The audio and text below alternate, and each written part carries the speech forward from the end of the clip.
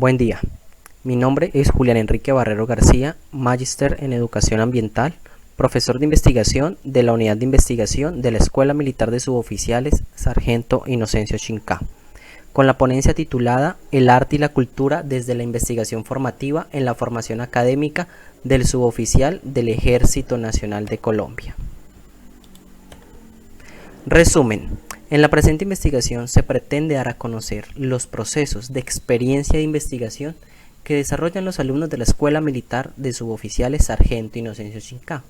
los cuales a través de su proceso formativo en investigación aplican la innovación y la creatividad a través de la tecnología, utilizando el arte y la cultura para aplicar sus propuestas de investigación desde una metodología flexible, en la cual la experiencia se desarrolla y da paso a los procesos de generación, desarrollo y aplicación de diferentes propuestas de investigación que pretenden dar solución a problemáticas identificadas por ellos mismos en su contexto inmediato. Por lo tanto, el proceso de investigación se convierte en una experiencia, la cual puede ser vista y entendida como una herramienta que permite dar paso a la reflexión, al análisis, a la comprensión del proceso investigativo, con fines de mejorar el aprendizaje significativo y entender los ritmos de aprendizaje que presentan los alumnos para la mejora constante del proceso académico y poder así desarrollar una investigación aplicada y formativa, teniendo en cuenta la realidad del contexto del alumno, de la mano de los procesos de arte, de cultura, de creatividad y de innovación. Como introducción tenemos que con base a las experiencias de investigación que desarrollan nuestros alumnos en la Escuela Militar de Suboficiales Sargento Inocencio Chincá, los autores que hacemos parte de esta investigación como docentes que orientamos los saberes de investigación, en este caso hacemos una interpretación constante frente al análisis de las reflexiones que se desarrollan en torno al proceso académico en los diferentes saberes de investigación que comprenden los planes de estudios de los programas académicos de la institución educativa. Dentro de la mejora continua de los procesos académicos de investigación se establece una búsqueda constante de nuevas metodologías para afianzar el proceso de enseñanza y aprendizaje en la formación de suboficiales del Ejército Nacional de Colombia, rompiendo el paradigma de abordar solo la teoría en investigación y asumiendo el reto de orientar hacia la praxis, hacia la experiencia, todos los procesos de investigación, pues el estudiante al verse inmerso, al ver que participa, que se le da el espacio para que opine, para que piense, para que reflexione, despierta su innovación y su creatividad en el desarrollo de propuestas de investigación desde las cuales puedan dar soluciones a problemática y necesidades que ellos identifican en su contexto,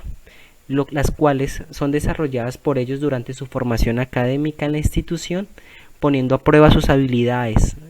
y el interesarse por el conocimiento que están adquiriendo. La metodología que se utiliza en este proceso de investigación es de tipo flexible, ya que los estudiantes durante 3 semestres académicos en formación, ya que ellos 2 años estudian para ser suboficiales del Ejército Nacional de Colombia, durante 3 semestres se capacitan en aula para desarrollar capacidades, competencias, habilidades, aptitudes para poder ejercer su cargo, su profesión, defender el territorio y velar por la seguridad de los colombianos. En los 3 primeros semestres los estudiantes cursan diferentes tecnologías. Ellos se capacitan en la tecnología en entrenamiento y gestión militar y en 4 tecnologías complementarias dependiendo de los grupos a los que son asignados. Tenemos la tecnología en derechos humanos y derecho internacional humanitario, la tecnología en gestión pública, la tecnología en criminalística de campo y la tecnología en logística militar. Todas estas tienen inmerso en sus planes de estudio los procesos de investigación. En primero militar, que es primer semestre, los alumnos ven el saber de formación cultura para la investigación. Ellos, en este semestre, hacen una conceptualización de la importancia que tiene la investigación en su rol como futuros militares y que están al servicio de una fuerza y de un país. En segundo militar, entran a la fase de formulación de un proyecto en el cual el docente de investigación orienta al alumno en este proceso desde la investigación formativa. En tercero militar, se genera la dirección de la formulación. Damos paso al diseño y evaluación de un proyecto en el cual la unidad de investigación ofrece diferentes opciones de grado para que los estudiantes puedan presentar esos proyectos que formulan a través de su formación académica. Entre los resultados que nosotros hemos encontrado en el proceso de investigación a través del arte, la cultura, de la creatividad, es que primero nos basamos en la Ley General de Educación, que es la 115 de 1994, la cual pues regula y reglamenta y vigila que exista una formación científica, ética, tecnológica, pedagógica en el quehacer docente, ya que estos procesos permiten la mejora de la calidad educativa en las instituciones de educación básica, primaria, secundaria y superior, permitiendo que se desarrollen dentro de sus programas académicos y curriculares la investigación, la cual debe estar al servicio de la sociedad.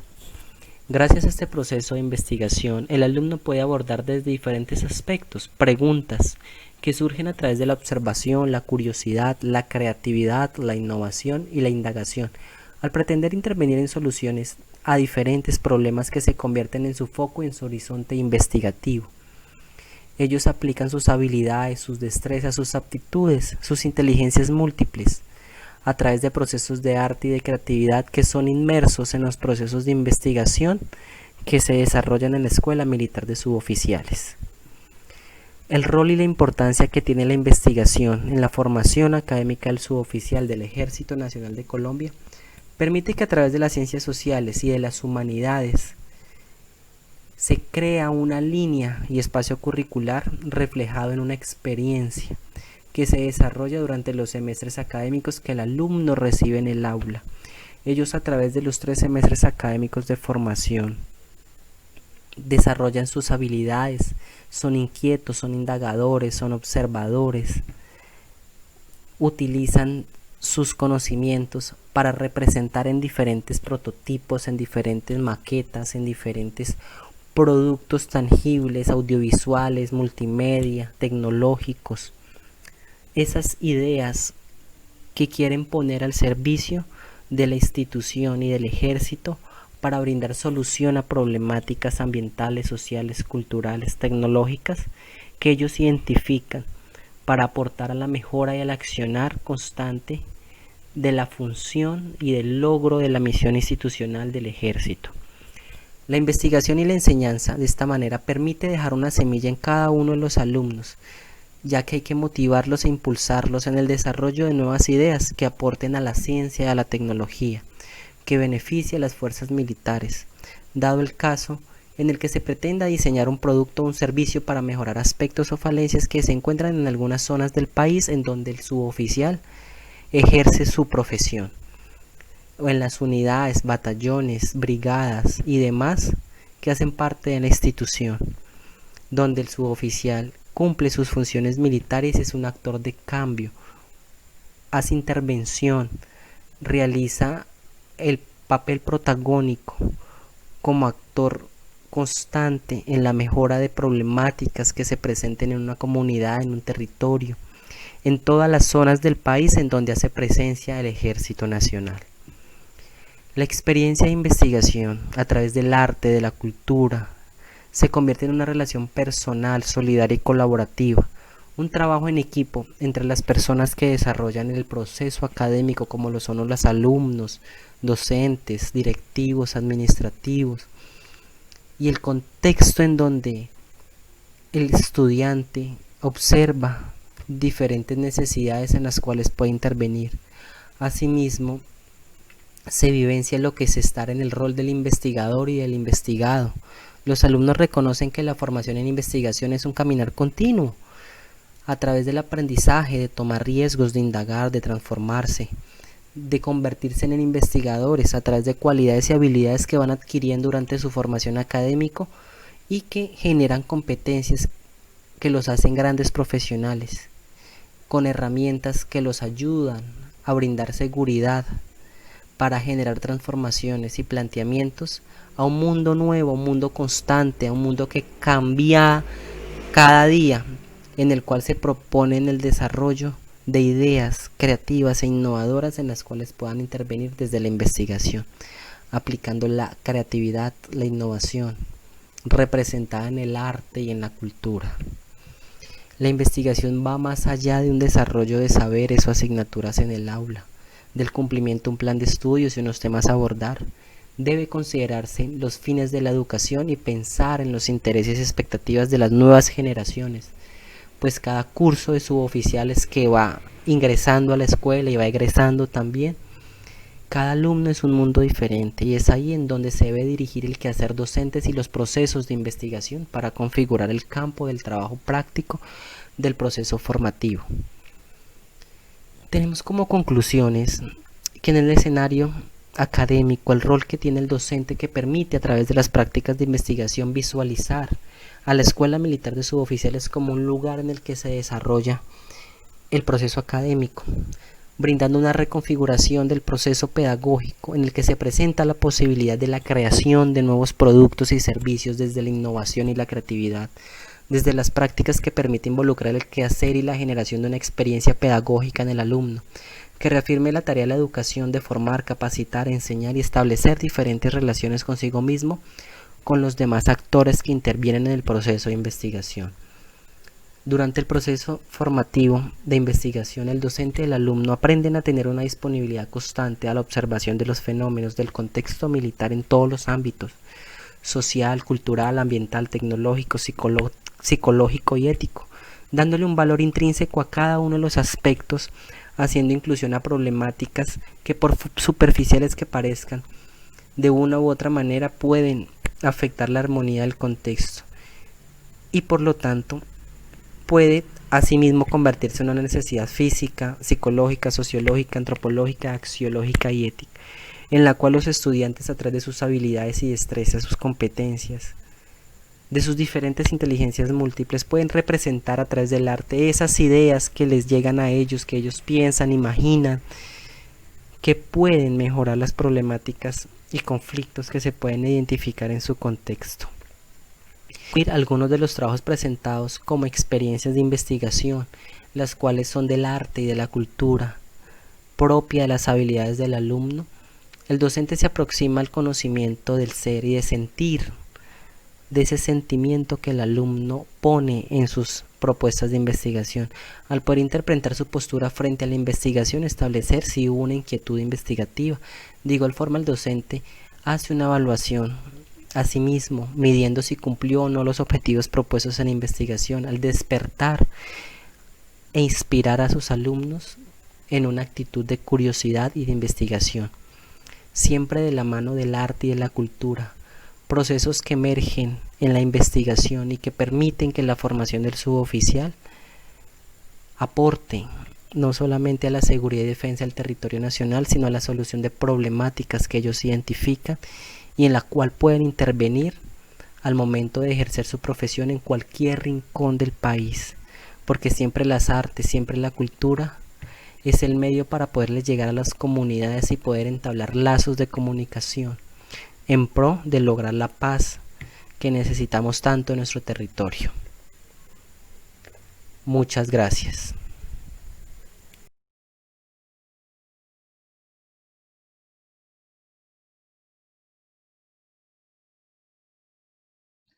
Hola, mi nombre es Gisela Valenzuela y esta presentación se titula Mujeres haitianas en la prensa chilena, reflexiones en torno a la racialización de la maternidad. La presentación se divide en tres partes. Primero les voy a presentar algunos elementos de contexto que refieren a la migración haitiana en Chile y a la construcción social de la maternidad en el país. Luego se abordará la importancia que tiene el periódico en la construcción de percepciones y aprehensión de lo que entendemos como nación. Y finalmente se presentarán algunos ejemplos del tipo de discurso que se han construido en torno a las mujeres madres haitianas que residen en Chile. Uno de los primeros elementos a considerar es que la migración hacia Chile ha presentado un aumento progresivo en las últimas décadas. En los 90 se estimaban 107.510 personas migrantes residentes en Chile, cifra que se eleva alrededor de 1,5 millones de personas a fines del 2019, siendo actualmente los colectivos más importantes los provenientes de Venezuela, Perú, Haití, Colombia y Bolivia. Si bien el colectivo haitiano no es el más numeroso, se ha caracterizado por estar fuertemente atravesado por la explotación laboral, la xenofobia y el racismo, ya que ha venido a poner en tensión a un imaginario y un etos nacional que se concibe a sí mismo como blanco y que históricamente ha buscado aproximarse al estilo de vida europeo. En el caso de las mujeres haitianas, esta tensión se expresa con más fuerza, ya que su presencia no solo pone en tensión esta idea de la raza chilena, sino que también remesa las representaciones sobre las que ha sido socialmente construida la maternidad en Chile. Esta construcción nos remite a una historia antigua que comienza en el siglo XIX y que no es posible abordar exhaustivamente en este espacio, pero que podría resumirse considerando algunos de los elementos que la constituyen.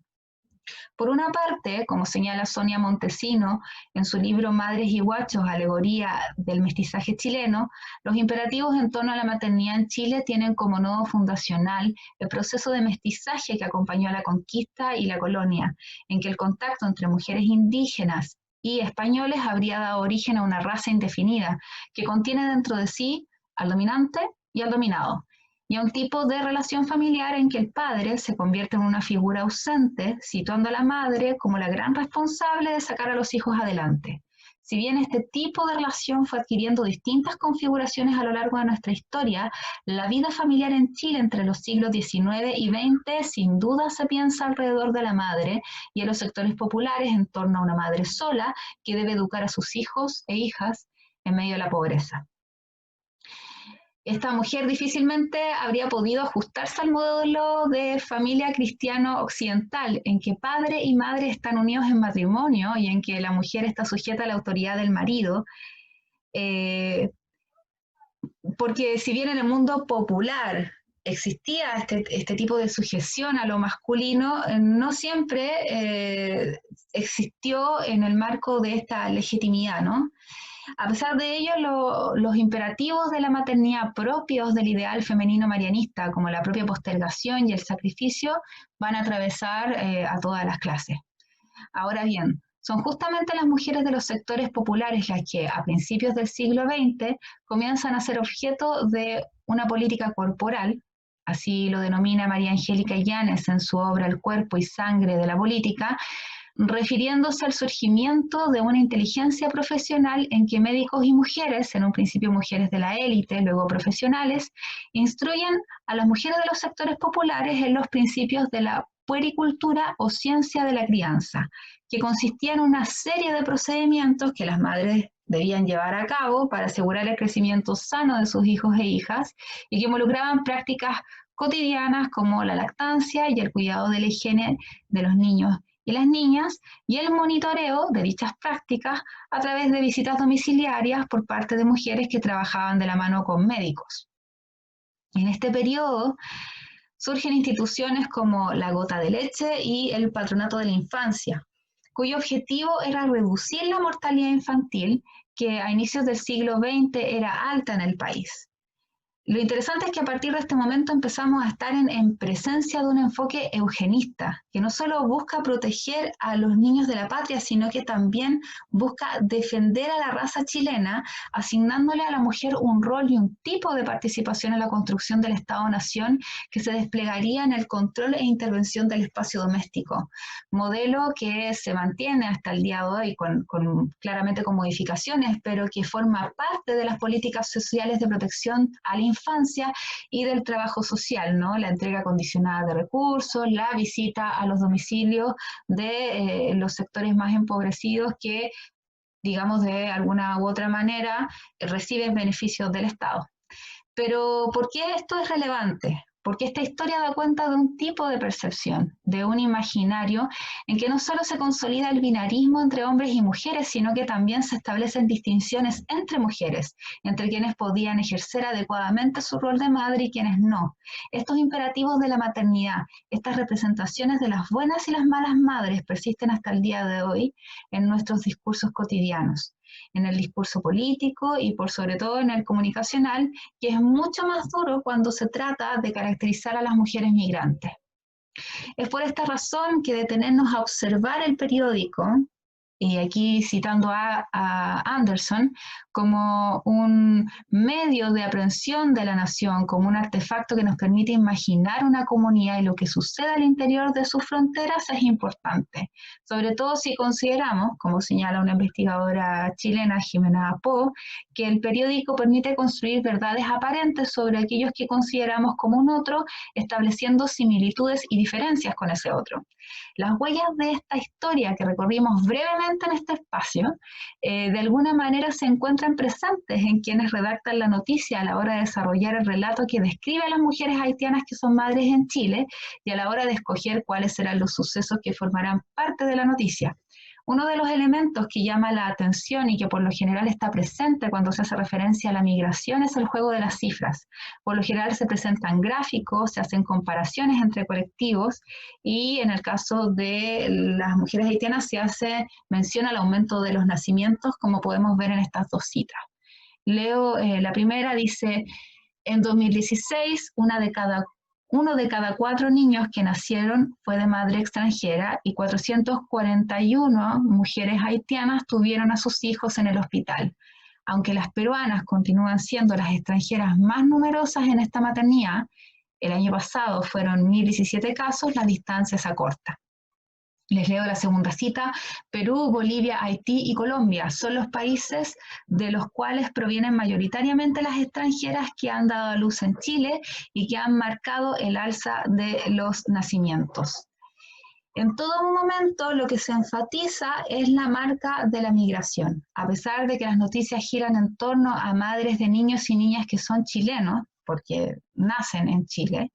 la mirada se posa en la madre que los pare, en qué hospitales da luz, de qué forma lo hace y cuáles son los atributos que la caracterizan. Quienes protagonizan la noticia tienen como rasgo común la pobreza y son susceptibles de ser interpeladas y evaluadas desde la posición de poder que detentan los servicios de salud, los municipios y los programas estatales, y además son presentadas como una amenaza, como un elemento externo que viene a disputar los recursos disponibles para la política social. Junto con esto, otro elemento presente en este tipo de discurso es la referencia al subdesarrollo y el cómo provenir de un país como Haití influye en las prácticas de crianza de las mujeres haitianas. Aquí tenemos un titular en que se lee cómo es nacer en Haití, el país más pobre de América. La noticia gira en torno a las percepciones que un grupo de mujeres que forma parte de una fundación chilena que busca incentivar la lactancia en Haití tiene respecto de la manera en que los haitianos y haitianas crían a sus hijos e hijas, y refiriéndose a este tema señala, esta lógica estaría detrás de hábitos tan rigurosos como bañar a los pequeños con agua fría. Es incluso bien visto bañarlos con agua helada, porque eso va a fortalecer a tu hijo para que pueda sobrevivir a las adversidades del mundo. Si uno lo entiende en el contexto histórico y cultural en el que vienen, uno dice, claro, tienen toda la razón. Este tipo de discurso noticioso hace referencia a la idea de retraso cultural. Se califica a la infancia haitiana como riesgosa, se presenta a los padres como figuras distantes y se les compara con las chilenas que son más apegadas e incluso se muestra una fotografía donde esta chilena que forma parte de la fundación aparece rodeada de niños, jugando con ellos, cargando un bebé, ¿no? Estas comparaciones que se ven en esta noticia digamos, aparecen también en otros discursos noticiosos y que hacen referencia no solamente a la forma en que se cría a los niños, sino también en cómo las mujeres paren a sus hijos y al modo en que enfrentan el parto, como podemos ver en esta segunda cita, que dice, ellas tienen un tema más de sonidos, entran en un tipo de trance. Las chilenas es distinto cómo nos expresamos versus las haitianas. Creo que también tiene que ver con un tema cultural de nosotros, de cómo somos, de que no nos vayan a catalogar de alaracas o qué sé yo. La paciente haitiana es más espontánea. Esta idea del trance, del estado de conciencia alterado, también se hace presente en las noticias y en varias de ellas se busca dar cuenta de interacciones confusas y al mismo tiempo evidenciar la incapacidad de las mujeres haitianas para educar a sus hijos, presentándolas incluso como un peligro para sí mismas y para sus propios niños, refiriéndose a un episodio que protagonizó una mujer haitiana en una estación de buses en Iquique, en una ciudad que está al norte de Chile, una región que está al norte de Chile, disculpen. El diario La Tercera hace un reportaje y describe con bastante detalle qué es lo que sucedió de acuerdo a la visión de algunos testigos. Entonces, la cita dice, la mujer en vista y paciencia de todos se despojó de sus ropas quedando desnuda y comenzó a apretar sus senos con la finalidad de lanzar leche materna a la gente que estaba alrededor. Posterior a ello, quebró un ventanal y ahí se logró reducir y detenerla por los desórdenes. En varias noticias se busca dar cuenta de una barrera que va más allá de los intercambios verbales y de lo que habitualmente se identifica como la barrera idiomática. Eh, lo que se hace más bien es dar cuenta de descripciones que sitúan a las madres haitianas en el campo de la normalidad. Eh, y, y también, ¿no es cierto?, se da cuenta de uno puede visualizar un tipo de narración en que estas migrantes aparecen iniciando eventos que producen un quiebre con lo cotidiano y que representa de alguna manera una amenaza que violenta a los nacionales. Y esto es importante de observar porque eh, un hecho de las características que les acabo de presentar le podría haber ocurrido a cualquier mujer que estuviese pasando por algún tipo de problema de salud mental, pero se transforma en noticia porque refiere a una mujer que proviene de Haití y porque da pie a la intervención de instituciones estatales como la policía, servicios de salud, que en Chile se han visto envueltos en episodios de violencia institucional contra el colectivo haitiano y contra otros colectivos de migrantes. A modo de cierre, pero también de apertura para la discusión, yo creo que es importante señalar que a través de la identificación de la alteridad que representan las prácticas de las mujeres madres haitianas en los medios de prensa escrita, también se construye una percepción no solo de las mujeres haitianas, sino que también de nosotras chilenas, ¿no? De lo que las chilenas son. A través de las comparaciones, finalmente lo que se consigue es situar a las haitianas en una posición de subalteridad respecto de las chilenas y en este sentido también es interesante, diría yo, advertir que en ninguna de estas noticias, o por lo menos en las que hemos podido, se ha podido recabar en este estudio, nunca aparece la voz de las haitianas, siempre son las haitianas descritas a través de las voces de los expertos, de autoridades municipales, de médicos, ¿no? Eh, entonces, lo que finalmente sucede es que este tipo de discurso lo que hace es reproducir un imaginario en que se confronta civilización y barbarie y en que se crean elementos que justifican una especie de lucha simbólica en que las prácticas de las haitianas aparecen rezagadas frente a las de las chilenas, al tiempo que se las presenta como una supuesta amenaza para la homogeneidad nacional. Eh, y bueno, esto en el fondo lo que nos permite advertir es que la construcción de las fronteras constituye una práctica cotidiana y que no se encuentra restringida al control de la circulación, sino que comprende distancias y distinciones sociales que se establecen en la cotidianidad y que van a buscar legitimarse a través de la construcción de subjetividades y sensibilidades que hagan posible su reproducción. Entonces, a la hora de leer la noticia, es importante considerar estos elementos y también cómo la historia de un país va permeando y envolviendo a quienes producen este tipo de discurso.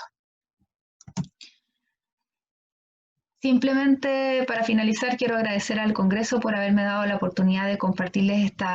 esta presentación y espero que de alguna manera contribuya a la reflexión.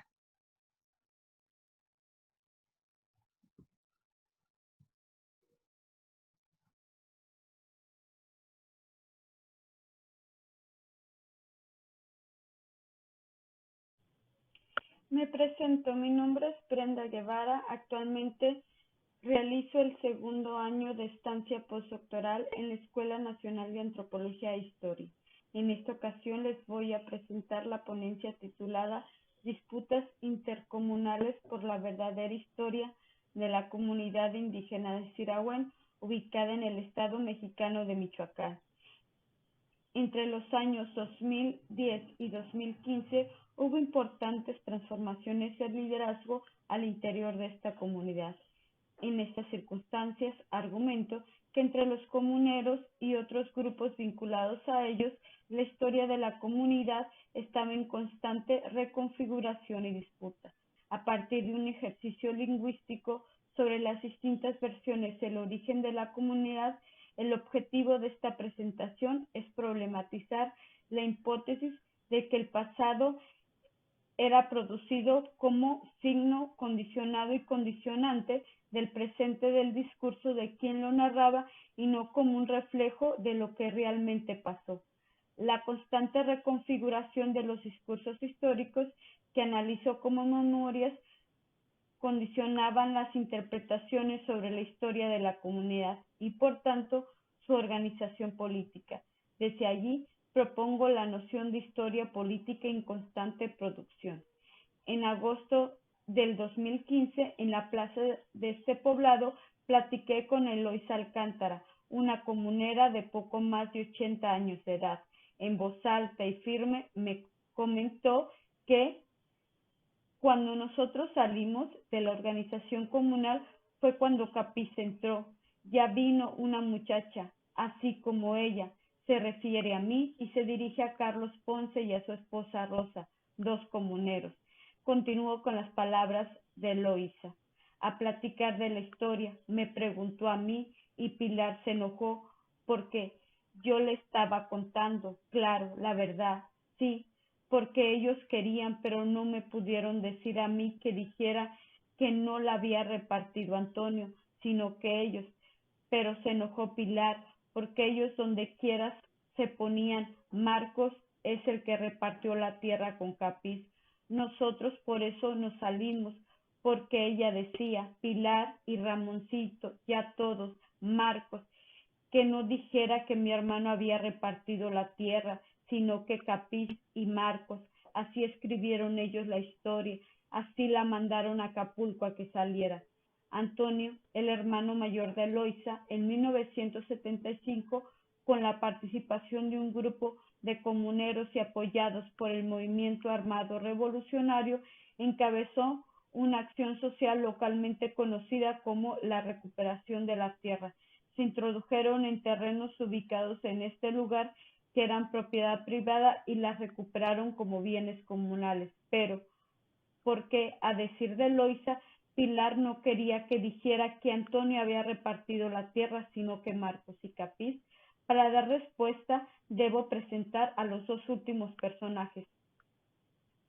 Con Capiz, Eloisa se refiere a Efrén Capiz Villegas, fundador y coordinador hasta su muerte en 2005 de la Unión de Comuneros Emiliano Zapata, la UCES. Esta organización fue fundada por varias comunidades, entre ellas la de Sirahuén en 1979, y fue la más importante del estado de Michoacán. Sus integrantes reivindicaban el derecho de las comunidades a los recursos naturales que reclamaban como propios desde tiempo inmemorial. Por su parte, Marcos Martínez, que murió en 2011, por más de 3 décadas fue líder de un grupo de comuneros de Sirahuén. Además, fue uno de los hombres más cercanos a Capiz.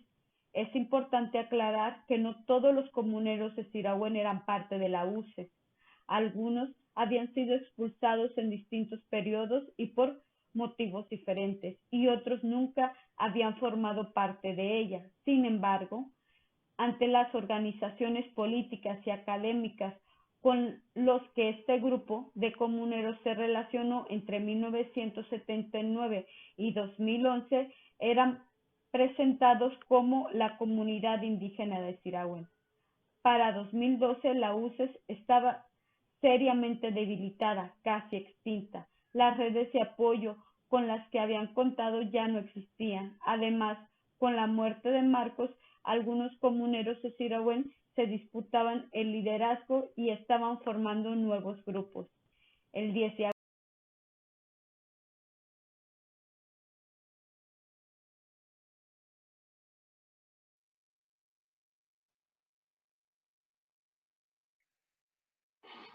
Hola, les voy a presentar entonces en mi ponencia titulada Ritos de paso de las masculinidades hegemónicas desde los entornos de prostitución. Aunque el título es muy general, lo que yo aspiro a exponer tiene que ver con una experiencia de investigación que se comenzó a trazar hace algunos años, exactamente desde 2011, desde el estado de Tlaxcala, con dos estudios que efectué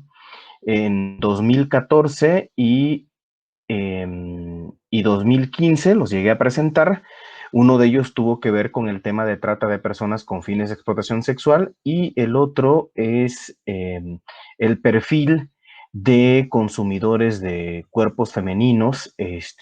también en la misma entidad. Al respecto, después de efectuar diversas historias de vida, esencialmente con hombres y mujeres. En el caso de las mujeres, abordé entonces sujetas de estudio que viven en situación de prostitución y en el caso de los hombres, pues abordé este estudio esencialmente con prostituyentes o como regularmente y de forma común se les ha nombrado clientes. Las mujeres que pude yo abordar en esos estudios, pues son de diversos lugares de México, algunas de origen centroamericano, y para el caso de los prostituyentes, pues esencialmente eran del estado de Tlaxcala, sin negar que también pude hallar gente del estado de Puebla, de Veracruz, Hidalgo, Estado de México y algunas personas de la misma Ciudad de México. Y esto es precisamente por la posición geográfica en la que se encontraban. Aunque el objetivo principal de esta investigación pues no perseguía el hecho de saber este asunto de, pues, de los ritos de paso de masculinidades hegemónicas, fui entendiendo que en toda historia de vida que yo abordé, y estamos hablando de más de 30 hombres, siempre existió entonces el tema o el tema persistente tenía que ver con que algún hombre en la vida de estos varones entrevistados los llevó a iniciarse en algún momento con alguna mujer en situación de prostitución, a iniciar su vida coital esencialmente con mujeres en situación de prostitución. Algunos los llegaron a experimentar a una temprana edad.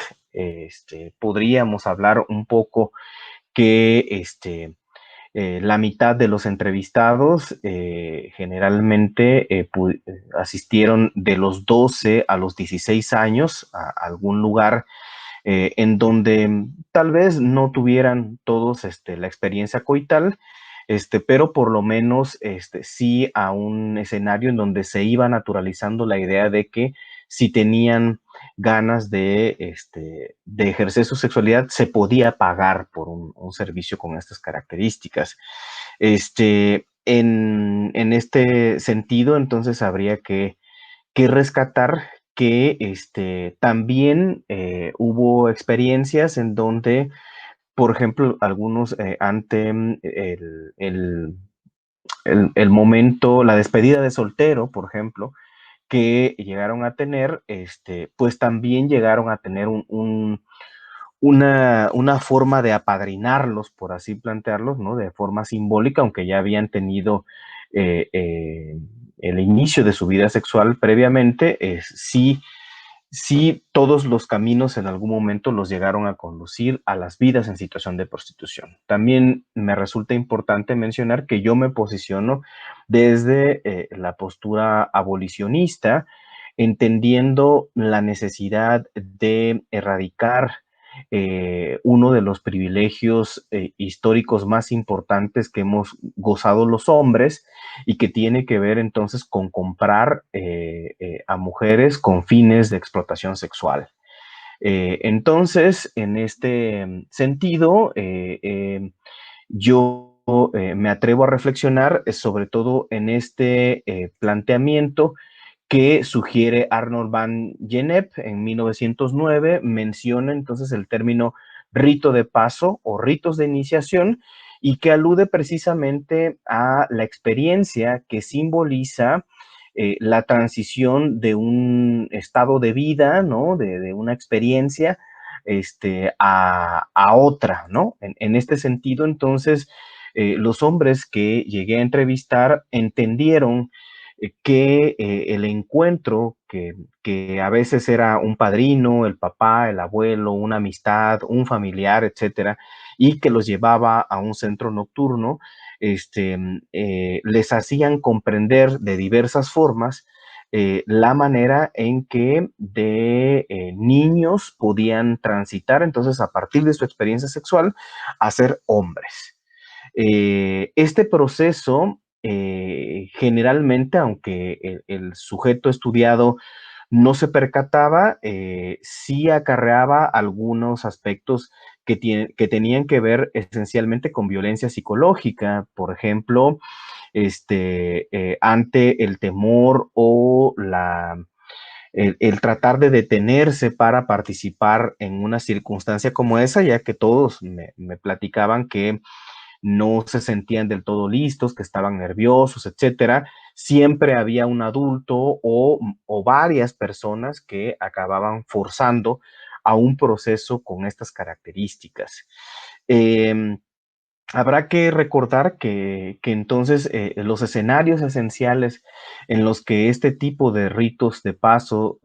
se experimentaron, acorde a lo que me mencionaban mis sujetos de estudio, tenían que ver principalmente con cantinas, table dance que les platican, perdón, que mencionan, o incluso aquellos que han nombrado como puteros, por ejemplo. Entonces, bueno, algo que que me llama la atención comenzar a compartir, digamos, ya para aterrizar algunas conclusiones que me hacen pues acercarme a esta temática, tendría que ver con mencionar lo siguiente, ¿no? Desde la voz de muchos hombres que he conocido en mi andar, las cantinas en México son espacios donde sigue prevaleciendo una población predominantemente masculina que se reúne para platicar temas como los deportes, política o el mismo sexo. Eh, Me resulta importante mencionar que estos temas generalmente se abordaban de manera pública, es decir, había todo un proceso en el cual la mayoría se burlaba de los elementos o las experiencias que les tocaba vivir a muchos hombres y bueno, se iba reforzando el proceso este, con una serie de comentarios sobre cómo antes eras un niño, que casi pareces niña, ¿no? Por ejemplo, pero por fortuna ya ahora pues ya eres hombre. Creo que también me hizo falta mencionar que mi reflexión está también pensada en el sentido, pues, de considerar el ámbito heterosexual o heteronormado, ¿no? Es decir, aquí no tuve los elementos para considerar bueno, la diversidad sexual y de género, precisamente pues por considerarme también una persona heterosexual y reconocer las limitaciones en torno a estos temas. Eh, Vale la pena también mencionar que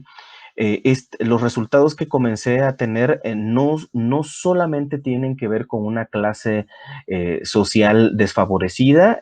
Al parecer, aquí podemos encontrar diversos personajes de diversos estratos sociales También las edades ahí están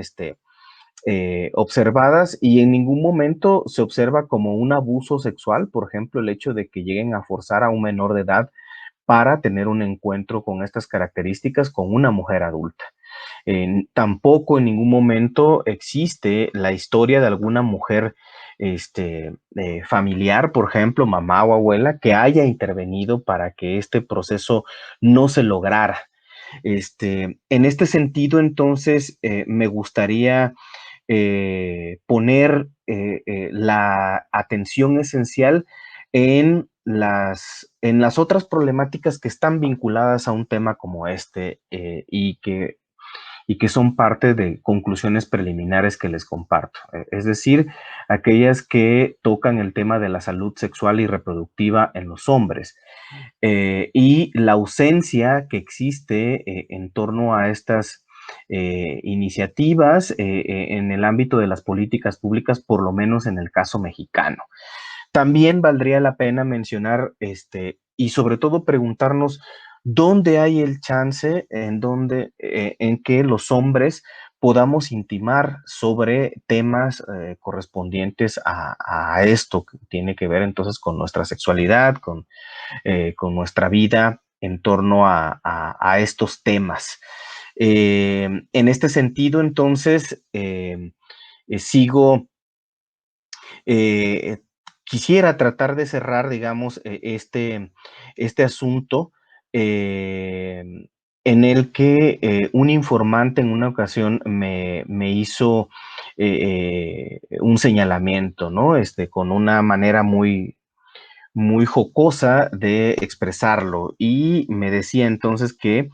eh, precisamente él observaba que ya hay pocos lugares donde se puede ser hombre. Y esto está basado precisamente en el avance de las compañeras feministas en muchos escenarios sociales. Así pues, las cantinas y sobre todo la práctica que incluye violencia sexual en los ritos de paso y de iniciación a la vida con estas características, siguen efectuándose en los escenarios ya descritos como las cantinas y demás lugares. Entonces, yo pues podría cerrar este asunto en lo que me compartieron y lo que implica la vivencia. Estamos en un proceso preliminar de lo que puede, de lo que podemos hallar en cuanto a todo este proceso de aprendizaje y sobre todo lo que implica también las maneras en que los hombres vamos aprendiendo desde estos ritos de iniciación, entre otras cosas, la cultura de la violación. Con esto termino mi intervención, agradeciendo su atención y si existen pues algunos comentarios, pues con gusto pues los recibiría para hacer el intercambio necesario. Muchas gracias.